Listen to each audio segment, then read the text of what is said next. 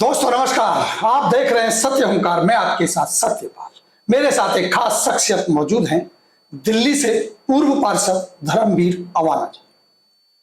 आइए जानते हैं धर्मवीर अवाना जी कौन हैं और क्या है उनका राजनीतिक जीवन, कैसे इस राजनीति में आए। तो आइए सबसे पहले स्वागत करते हैं धर्मवीर जी, आपका बहुत बहुत स्वागत है। बहुत बहुत धन्यवाद भाई साहब, आपको भी बहुत शुभकामनाएं, बहुत बधाई। चुनाव के दौरान आपसे मुलाकात हुई थी और पता नहीं एक दो गली में आप मुझे मिले, तो पहले तो मैं आपकी प्रशंसा करूंगा आपके चैनल से ही कि आप मुझे मिले और दोबारा नजर नहीं आए। तो एक अच्छे पत्रकार, अच्छे इंसान की तरह आपने काम किया और अपना निकल गए और फिर उसमें दोबारा नजर नहीं आए। ये उसके लिए आप बधाई के पात्र हैं। बहुत बहुत शुक्रिया आपका। काम है, काम करने पे हमारा ध्यान ज्यादा रहता है। धर्मवीर जी, आपके बारे में बहुत सारी बातें हैं, बहुत सारे सवाल हैं। सबसे पहले तो यही जानना चाहेंगे, आखिर आप राजनीति में कैसे आए? देखो सर, राजनीति में जो समाज सेवी होता है जी, उसे एक शौक होता है समाज की सेवा करने का, और राजनीति में आके समाज की सेवा करने का एक माध्यम है। कुछ सोर्सेज मिल जाते हैं सरकार की तरफ से कि लोगों का ज्यादा से ज्यादा भला कर सकते हैं, तो वो चीज सोच के मैं चलता रहा आगे। 97 से मैं राजनीति में काम करता रहा, लगता रहा, आगे बढ़ते गए। एक समय आया तो फिर हम खुद ही चुनाव लड़ लिए। 2012 में चुनाव लड़े और 2012 से 17 के बीच में ईश्वर की ऐसी कृपा हुई कि हम श्री रामवीर सिंह विदुड़ी जी के साथ एनसीपी से चुनाव लड़े। उसके बाद हमने भारतीय जनता पार्टी ज्वाइन कर ली रामवीर सिंह विदुड़ी जी के साथ। भारतीय जनता पार्टी ज्वाइन करने के बाद फिर हम काउंसलर थे ही। जब हमने वहां अच्छा काम किया, अपने लोगों के इलाके में लोगों के लिए अच्छा काम किया, तो पार्टी ने भी सोच के हमें बहुत, पार्टी में बड़े ऊंचे ऊंचे पद मिले, स्टैंडिंग कमेटी डिप्टी चेयरमैन तक हम रहे। फिर दिल्ली के अंदर आम आदमी पार्टी अच्छा काम कर रही थी और मेरे को एक अंदर से अभाव हुआ कि यार एक व्यक्ति, जैसे पहले आजादी की लड़ाई लड़ी गई थी उस तरीके से आज फिर दोबारा आजादी की लड़ाई लड़ी जा रही है और उसमें श्री अरविंद केजरीवाल जी अकेला एक व्यक्ति जूझ रहा है, तो क्यों नहीं हमें उसे सत्यता की तरफ जाना चाहिए।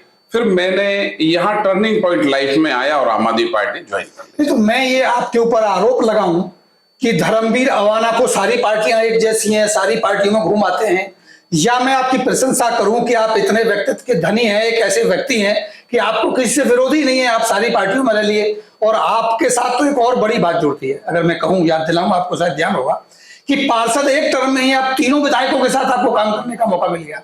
हाँ, ये बिल्कुल सत्य है, आपने बहुत सही कहा कि मैं एक ऐसा पार्षद रहा कि जो बदरपुर विधानसभा के 3 विधायक 5 साल में आए, तो मैंने तीनों के साथ काम किया, ये मेरा सौभाग्य है। तो तीनों का जो अनुभव रहा वो कैसा रहा? मतलब किसके साथ आपकी दुश्मनी रही और किसके साथ आपकी दोस्ती? देखो सर, पहला तो ये कि मेरी दुश्मनी किसी से नहीं होती है। यही तो सबसे बड़ा सवाल है कि धर्मवीर अवाना को सारी पार्टियां एक जैसी नजर आती है। मैंने कभी, देखो, काउंसलर का जो चुनाव होता है सर, इसमें ना तो दल बदलू का कोई एक्ट लागू होता है, ये होता है एक छोटा चुनाव, और इसमें व्यक्ति चाहता है कि भाई मैं अपने इलाके में कोई सेवा कर पाऊं। इससे ज्यादा नगर निगम में कुछ नहीं है। नगर निगम में कोई आदमी चाहे कि भाई मैं यहां से कोई धनवान बनूं, वो उसकी बड़ी भूल होगी जो ये सोच के आएगा। जो व्यक्ति ये सोचे कि भाई नगर निगम में जाके मैं अच्छी सेवा कर पाऊं लोगों की, तो वो तो कामयाब होगा। मैं जब चुनाव जीता 2012 में, तो यहां से राम सिंह नेताजी विधायक थे। राम सिंह नेताजी के बाद फिर श्री रामवीर सिंह विदुड़ी जी चुनाव जीते यहां से। बहुत अच्छा अनुभव मेरा। देखो क्या है कि मुझे काम करना था अपने इलाके के लोगों के लिए, सबसे बना के रखनी है आपका। हाँ, मतलब ये है, जब आप चुनाव में जाते हैं तो आप पार्टियों पे आरोप प्रत्यारोप लगाते हैं, लेकिन जब जीत जाते हैं तो सब एक जैसे हो। नहीं सर, ऐसा नहीं है। पार्टियों पे आरोप प्रत्यारोप का एक अलग है, देश का एजेंडा अलग है और नगर निगम का एजेंडा अलग है। भ्रष्टाचार के खिलाफ मेरे जन्म से, जब से मैंने होश संभाला है, तब से मेरी लड़ाई है।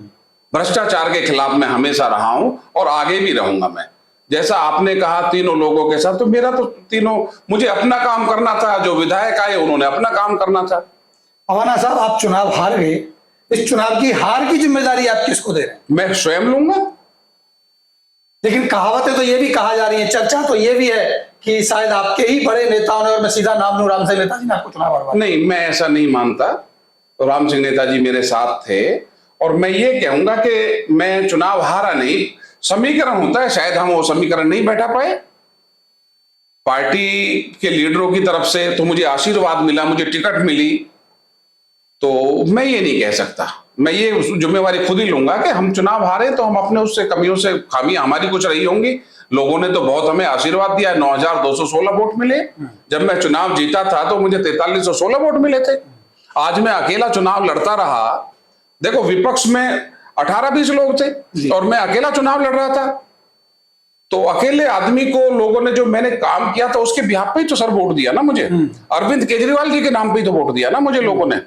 तो मुझे 9,216 वोट मिला और 4316 पे मैं काउंसलर बन गया था। तो मैं तो आज भी जीता हुआ अपने आप को मानता हूं कि मुझे लोगों ने बहुत मत दिया है, और उसी चीज को मान के मैं आगे लोगों की सेवा में फिर लगा रहूंगा।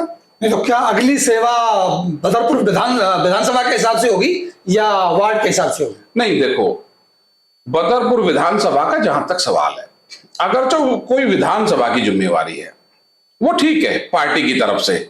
जहां आप अगर जो कहना चाह रहे हो कि विधायक, वो मैं नहीं, विधायक के लिए हमारे यहाँ हैं चौधरी राम सिंह नेताजी लाइन में हैं, और ये राजनीति है।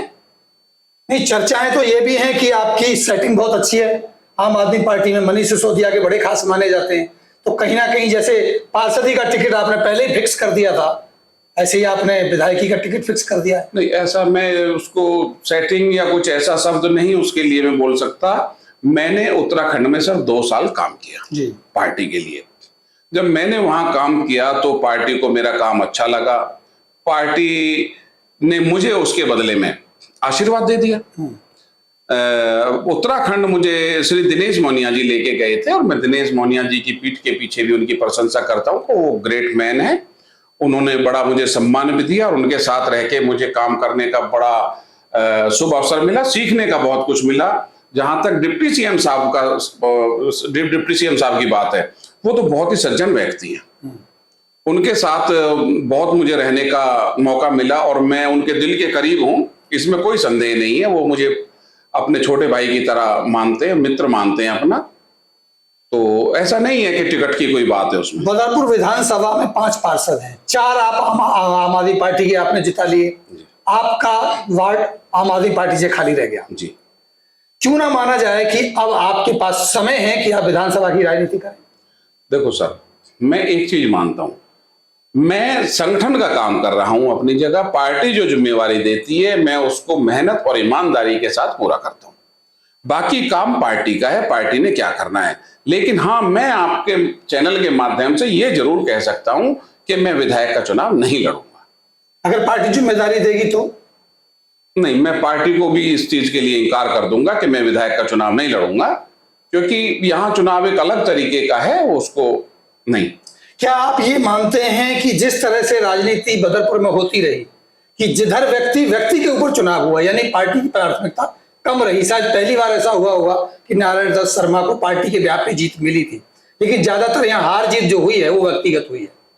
क्या अब ये माना जा रहा है कि आम आदमी पार्टी की तरफ से जो राम सिंह नेताजी हैं वो कहीं ना कहीं अब राजनीतिक वृद्ध व्यक्ति हो गए हैं, इसलिए राजनीति में बदला जा सकता है कि हो सकता है कि आम आदमी पार्टी टिकट बदल दे? इसकी संभावनाएं कितनी है? देखो, राम सिंह ने, इसमें ऐसा तो नहीं है कि वो इतने वृद्ध हो गए कि चुनाव नहीं लड़ सकते। वो चुनाव लड़ने के काबिल हैं और उनको अनुभव भी है।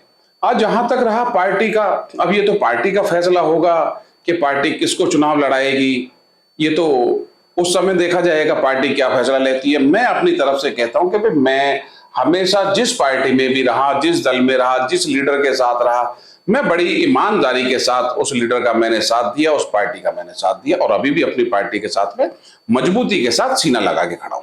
जनसेवा की बात आप कर रहे हैं, सत्ता आपके हाथ में वैसे नहीं है, सत्ता भले ही आपकी पार्टी की है। क्या आप पार्टी की तरफ से आने वाले समय में, जैसे अभी मेयर का चुनाव एक बार फिर होना है, तो स्टैंडिंग कमेटी में कहीं ना कहीं जगह बनाने की कोशिश कर रहे हैं धर्मवीर अवाना? नहीं, उसमें हमारा तो बनता ही नहीं है सर। उसमें तो जो काउंसलर होते हैं वही तो बनेंगे। उसमें स्टैंडिंग कमेटी डिप्टी चेयरमैन में पहले था 12 से 17 में। अभी तो जो लोग उसमें काउंसलर हैं वही होंगे उसमें। कोई हमारे जो लोग हम चाहेंगे कि भाई हमारी विधानसभा से कोई ना कोई व्यक्ति जरूर उस अच्छी टीम में आ जाए तो हमारे लिए एक अच्छा अवसर होगा, ये हमारी बदरपुर विधानसभा के लिए अच्छे काम हो पाएंगे। कैसे आप अपने क्षेत्र की जनता को आश्वस्त कर सकते हैं कि भाई मैं आपके साथ खड़ा हूं हार जाने के बाद भी, या फिर 5 साल तक जनता इंतजार करे कि एक बार फिर चुनाव होगा और धर्मवीर अवाना चुनाव लड़ेंगे, जीतेंगे, तब आप उनका काम करें? नहीं, मैंने अपने इलाके के लोगों को कह दिया है कि जो भी आप नगर निगम का कार्य ऐसा समझें कि जिसको यहाँ से काउंसलर नहीं करा पा रहे हैं या आप उनसे मिलने में कोई प्रॉब्लम आ रही है, तो आप वो प्रॉब्लम लेके मेरे पास आ जाए, सीधे नगर निगम का काम करा के मैं दूंगा, ये मेरी जिम्मेवारी है। आपके एक बहुत ही परम मित्रों में से रहे हैं जो भी पार्षद बने हैं, गोयल साहब, उनके बारे में क्या सोचते हैं? 3 बार वो चुनाव जीत चुके हैं, क्या उनको चाहिए कि आम आदमी पार्टी की बड़ी राजनीति में कदम बढ़ाएं? देखो, गोयल साहब के साथ मेरे घरेलू संबंध है, वो मेरे बड़े भाई हैं, श्री हेमचंद गोयल। लेकिन बीच में कहीं खटपट की खबरें भी थी। नहीं नहीं नहीं, ऐसा मेरे और उनके बीच में कोई खटपट नहीं थी। तो ठीक था कि वो टिकट के टाइम पे हो सकता है उनकी भी इच्छा यहां से हो। यही चर्चा का विषय कहीं ना कहीं रहा कि वो यहाँ से टिकट मांगना चाहते थे, आप भी थे, और आप दावेदारी पक्की करके उनको वहां जाना पड़ा। ये नाराजगी कहीं ना कहीं आपके बीच में थी? नहीं, मेरी तरफ से कोई नाराजगी नहीं थी। वो तो इतने बड़े इलाके से चुनाव लड़े जिसमें मेरा ख्याल आज तो 10-12 काउंसलर होंगे, तो उनके लिए तो विधानसभा से भी बड़ा इलाका कभी ये होता था। उस वहां से सबसे पहले पार्षद बने, सबसे पहले जब बने थे वो, तो उसमें तो मेरे और उनके बीच में कोई ऐसा मतभेद नहीं है। और मैं तो, मेरी तरफ से बहुत शुभकामनाएं अगर जो उनको कोई जिम्मेवारी मिलती है तो। अगला कदम धर्मवीर अवाना का क्या होगा राजनीति में, आम आदमी पार्टी की तरफ से अगर बात करें तो? देखो, मैंने आपको अभी बताया, जो मुझे पार्टी जिम्मेवारी देगी सर, मैं वो जिम्मेवारी बखूबी निभाऊंगा। उसके लिए मैं पीछे नहीं हटूंगा, चाहे पार्टी मुझे दिल्ली में जिम्मेवारी दे या दिल्ली से बाहर दे, कहीं भी दे, तो मैं उसके लिए। आपके नजदीक है हरियाणा, सटा हुआ है, चुनाव होने की संभावनाएं चल रही हैं, बार बार चुनाव ऐसे टल जाता है। सीधा सा एक सवाल जानना चाहूंगा कि आम आदमी पार्टी हरियाणा में, जो आपसे सटा हुआ इलाका है, कैसा प्रदर्शन देख रहे हैं आप? देखो, अभी तो जितना हम वहां पे देख पा रहे हैं हरियाणा, बिल्कुल आपने सही कहा, बाउंड्री है हमारी, हाथ निकालते तो हम हरियाणा में चले जाता है हाथ हमारा। तो अभी जिस तरीके से कार्यकर्ता वहां पे काम कर रहे हैं, तो उसका तो अच्छा देखने में आ रहा है, सारा बेटर रिजल्ट अभी तक तो है। आपके वार्ड के पार्षद, माफ कीजिएगा, गुड्डी देवी, उनके पति के ऊपर आरोप लगे, वो अभी जेल में है, उसको लेकर के आपकी प्रतिक्रिया क्या है? देखो, ये कोर्ट का फैसला है सर, जो फैसला आया है कोर्ट का, अब ये तो वही उसके बारे में जवाब दे सकते हैं कि भी उनका क्या था क्या नहीं। उस विषय पे मैं किसी की निजी जिंदगी में नहीं जाता हूं, और कोर्ट के फैसले को मानना चाहिए। अंत में एक बड़ा सवाल आपसे लेंगे। केजरीवाल जी बार बार कह रहे हैं, एक बड़ा मुद्दा आ गया है कि मोदी हटाओ देश बचाओ, और उसमें कहा यह जा रहा है कि मोदी जी अनपढ़ हैं। क्या धर्मवीर अवाना भी ये मानते हैं कि मोदी जी अनपढ़ हैं, उनको हटाया जाना चाहिए? देखो, केजरीवाल जी ने कभी ये नहीं कहा कि मोदी जी अनपढ़ हैं। मोदी जी तो स्वयं अपने मुंह से कह रहे हैं। कैसे कह रहे हैं मोदी जी स्वयं? आज अनेकों उस पे किसी भी उसको देखो, आप चैनल को किसी को भी देखेंगे ना आप, सारा फेसबुक यूट्यूब उससे भरा हुआ है, वो स्वयं स्वीकार कर रहे हैं उस चीज को। भारत के इतिहास में स्कूली शिक्षा के बाद में निकल, ये देखिए, ये आप बात कर रहे हैं, ये वीडियो। वैसे तो मैंने 17 साल की आयु में घर छोड़ दिया, स्कूली शिक्षा के बाद में निकल गया। तब से लेकर के आज तक मैं भटक रहा हूँ नई चीजें पाने के लिए। सिर्फ स्कूल तक पढ़े, मतलब प्राइमरी स्कूल तक? हाई स्कूल तक छोड़ के चला गया था एट द एज ऑफ 17। मेरी कोई पढ़ाई वढ़ाई नहीं हुई दोस्तों, आपको शायद आश्चर्य होगा जान करके। तो मैं स्कूली शिक्षा गांव में किया, और जैसे मैडम बता रही थी ना कि अपनी शिक्षा के कारण आदमी आगे नहीं बढ़ता है, तो मेरी शिक्षा ही नहीं हुई कि देश का प्रधानमंत्री पढ़ा लिखा होना चाहिए, ये उनका कहना है। इसमें वो बुराई क्या कह रहे हैं? दिल्ली के शिक्षा मंत्री श्री मनीष सिसोदिया जी बहुत अच्छा काम कर रहे हैं। आज तक पूरे देश के अंदर कोई सरकार ऐसी नहीं है जिसने शिक्षा पे, चिकित्सा पे, लेडीजों के लिए बस में सफर फ्री है। अगर जो मैं दिल्ली सरकार के काम आपको गिनाऊं तो हमें सुबह से शाम हो जाएगी, रात निकल जाएगी। इतने काम दिल्ली सरकार दिल्ली के अंदर अच्छे कर रही है। पंजाब के अंदर देख लें आप, पंजाब में हमारी सरकार है आम आदमी पार्टी की, श्री भगवत मान जी वहां पे मुख्यमंत्री हैं, वो बहुत अच्छा काम कर रहे हैं। तो दिल्ली सरकार तो सपना नहीं दिखाती, जुमला नहीं बेचती, वो तो जो चीज है उसको करके दिखाती है। अवाना साहब, आपकी ऑफिस के सामने ही एक पार्क है। अब तक तो ये बहाना था कि एमसीडी आपके अंडर में नहीं है, अब एमसीडी आपके अंडर में आ गई। एमसीडी में भी सरकार आपकी, दिल्ली में भी सरकार आपकी है, तो सब कुछ आपका है, भले ही आप पार्षद ना हो। अब इसके दिन बदलेंगे क्या? देखो सर, ये जो जमीन है ये हरियाणा गवर्नमेंट की है जी। 11-12 एकड़ जमीन है, ये हरियाणा गवर्नमेंट की है। और इस पे जरूर मैं यहाँ से धन्यवाद करूंगा चौधरी कृष्णपाल जी का। जब मैं काउंसलर था, मैं उनके घर पे, ऑफिस पे गया था और मैंने उनको रिक्वेस्ट की थी कि सर मंत्री जी, आप ये जमीन अगर जो हमें पार्क के लिए दे दें तो हमारे यहाँ एक तरीके का ऑक्सीजन का प्लांट ये हो जाएगा हमारे लिए। और उन्होंने वो बात स्वीकार की। और उस समय के हमारे मार्गदर्शक श्री रामवीर सिंह बिधूड़ी जी, फर्स्ट टाइम मैं और रामवीर सिंह बिधूड़ी जी और उनके साथ पूरा एक यहाँ से प्रतिनिधि मंडल लेके गए थे हम जी। और उस समय कृष्णपाल जी ने ये बात स्वीकारी थी। और आके, मैं काउंसलर था, मेरे टाइम पे मेरे ऑफिस के सामने हमने यहाँ पे सभा की थी। उसमें मंत्री जी हरियाणा के अधिकारियों को लेके आए थे और वो प्रॉमिस करके गए थे कि इसकी बाउंड्री करा देंगे और आगे डेवलप जो होगा उसको दिल्ली गवर्नमेंट या एमसीडी करेगी या सांसद करेंगे, जो भी करेंगे दिल्ली के लोग करेंगे उसको। लेकिन अब सुनने में आ रहा है कि इस पे कोई स्टे लगा हुआ है। लेकिन मैं आपके चैनल के माध्यम से बिल्कुल कृष्णपाल जी का अपनी तरफ से बहुत धन्यवाद करूंगा इस चीज के लिए। एक बार फिर आवश्यकता अगर पड़ी तो एक बार जाना पड़े तो आप जा सकते। देखो, अच्छे काम के लिए मुझे 20 बार जाना पड़ेगा तो मैं कृष्णपाल जी के पास जाऊंगा, किसी के भी पास जाऊंगा। और कृष्णपाल जी तो यहाँ पे हमारे इलाके के लिए उन्होंने तो कहा था, जब मैं सीट पे नहीं था तो फिर भी मैंने उनको हाथ जोड़े कि नहीं मंत्री जी, आपने जो मेरे इलाके के लोगों को गिफ्ट दे दी है उसको आप डेवलप करा दो। अगर रामवीर सिंह बिधूड़ी के पास जाना पड़ेगा तो आप उनके पास भी जाएंगे? रामवीर सिंह बिधूड़ी जी विधायक हैं आज प्रेजेंट में हमारे, क्यों नहीं जाएंगे?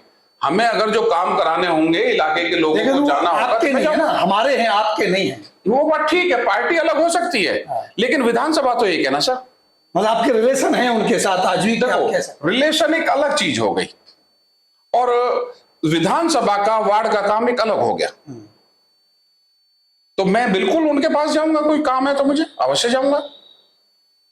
ये माना जाए कि जो कहा जाता है कि बदरपुर विधानसभा में पार्टी कम, संबंधों को चुनाव ज्यादा लड़ा जाता है या संबंधों की राजनीति ज्यादा होती है, ये बात सही है? देखो सर, ये बदरपुर विधानसभा में ही नहीं, जो व्यक्ति राजनीति में होगा वो संबंध से ज्यादा काम करा पाएगा। यहाँ पे राजनीति ठीक है, चुनाव तो 15-20 दिन का होता है सर। 15-20 दिन के बाद भी अगर जो हम उसी चीज को मन में लेके बैठे रहेंगे तो आगे तो होगा नहीं, लोगों का तो नुकसान हो जाएगा। सलाह और सोच केवल धर्मवीर अवाना की है या और यहाँ के नेताओं की भी? सर, मैं तो अपनी तरफ से कहता हूं, मुझे किसी से कोई परहेज नहीं है। रामवीर सिंह बिधूड़ी जी जितना मेरी उम्र है उतना उनका राजनीतिक कैरियर है रामवीर सिंह बिधूड़ी जी का। और इलाके के लिए अगर जो मुझे जाना होगा तो मैं अवश्य जाऊंगा उनके पास। अगर आवश्यकता हुई तो आप गुड्डी के पास भी काम के लिए चले? बिल्कुल जाएंगे, वो हमारी निगम पार्षद है आज यहाँ से। उनके हस्बैंड ने मेरे साथ मिलकर बहुत काम किया था। अगर जो जाना होगा कोई काम तो अगर जो मुझे पूछेंगे भी, कोई मेरी मदद लेंगे तो मैं उसके लिए भी उनके लिए तैयार हूं।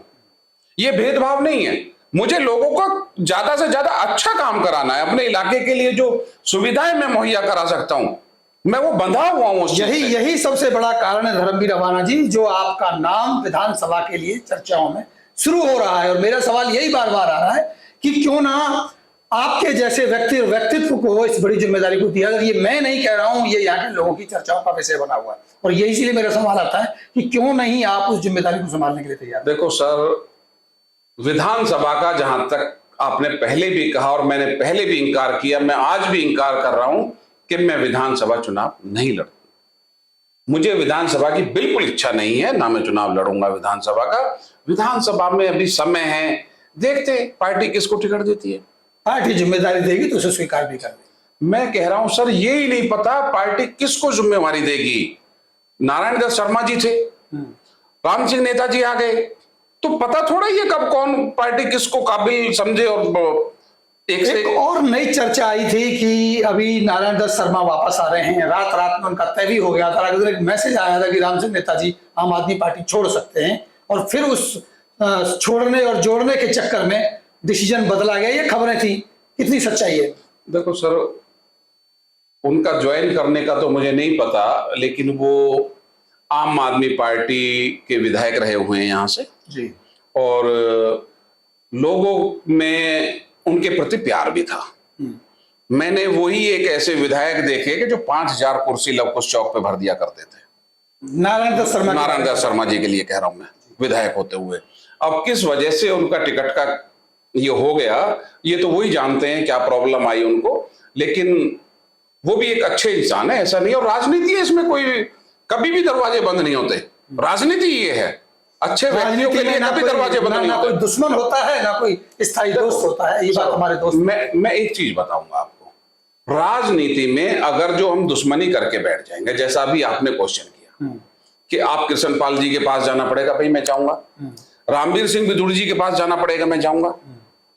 तो मैं अगर जो ये सोच के बैठ जाऊं कि मैं उनके पास नहीं जाऊंगा और इलाके के लोग मेरे पास कोई काम लेके आ जाए, कोई जिम्मेवारी मुझे दें कि आप ये विधायक से काम करा के लाओ, तो इसका मतलब तो मैं चोर हो गया। नहीं, आपको नहीं डर मैंने लगता? मुंह छुपा लिया। आपको अवाना जी नहीं डर लगता कि ये बात जब अगर आपके हाईकमान पे जाएगी कि धर्मवीर अवाना बोल रहे हैं कि मैं तो उनके पास भी जाऊंगा, मैं तो उनके पास भी जाऊंगा, कहीं आपकी ताकत जो है भी थोड़ी बहुत आम आदमी पार्टी से? नहीं नहीं नहीं नहीं नहीं, हमारे मुख्यमंत्री जी, हमारे पार्टी के मालिक श्री अरविंद केजरीवाल जी बार बार कहते हैं, जी। देश के प्रधानमंत्री का बड़ा सम्मान करते हैं और वो कहते हैं कि मुझे अगर जो दिल्ली के लोगों के लिए प्रधानमंत्री के पास एक बार नहीं 50 बार जाना पड़ेगा, सुनना बात को, दिल्ली के लोगों के लिए, तो मैं जाऊंगा। और यही उनकी खूबी है। तो मैं भी उन्हीं का शिष्य हूं। मुझे अपने इलाके के लोगों के लिए अगर जो किसी भी लीडर के पास जाना होगा तो मैं जाऊंगा। पहले मैं प्रयास करूंगा, अपनी पार्टी को बताऊंगा कि भाई ये अमुक कार्य आया है, तो पार्टी जो परमिशन देगी मैं अवश्य जाऊंगा। मतलब अगर विपक्ष अच्छा काम करेगा तो आप उसकी प्रशंसा भी करेंगे? हमेशा करनी चाहिए, हमें अच्छे व्यक्ति की प्रशंसा करनी चाहिए और जब हौसला काम बढ़ाना करना होगा चाहिए। तो फिर सवाल। आज दिल्ली सरकार अच्छा काम कर रही है, जी। कई जगह के मुख्यमंत्री आके दिल्ली का काम देख रहे हैं, वो प्रशंसा ही तो कर रहे हैं। ऐसा ही माननीय अरविंद केजरीवाल जी कहते हैं कि बाकी लोग भी अगर जो कुछ सीखना चाहते हैं वो आए, और हमें अगर जो दूसरे स्टेट में कोई अच्छा काम नजर आएगा हम वहां जाएंगे, जानकारी लेके आएंगे। यही है धर्मवीर अवाना की सुस्ता की राजनीति। होनी चाहिए सबकी है। बहुत बहुत धन्यवाद आपका, आपने बेबाकी से अपनी बातों को रखा है। और यही जो चर्चा है आपके बारे में, जो कहा भी जाता है कि आप व्यक्तित्व के धनी है और साथ साथ आपका जो व्यवहार है कुशलता से भरा है, इसमें कोई अत्युक्ति नहीं है, यही पड़ताल पर में था। और सवालों के जवाबों से ये साफ जाहिर होता है कि धर्मवीर अवाना को धर्मवीर अवाना वैसे ही नहीं कहा जाता। विरोधियों के साथ मिलकर के काम करने की जो इनकी आदत है, भले ये चुनाव हार गए हों, ये वाकई प्रशंसनीय है और आगे बढ़ाने वाली है। मेरी नज़र इस पर बनी रहेगी। देखते हैं 2024 और 2025 में राजनीति किस करवट लेगी, क्या करवट लेगी, इसको थोड़ा समझने का प्रयास करेंगे। हमारी नज़र बनी रहेगी, फिर दोबारा से मौका मिलेगा तो आपके साथ चर्चा करेंगे। अभी आपसे इजाजत लेते हैं। आपका बहुत बहुत धन्यवाद। बहुत बहुत धन्यवाद।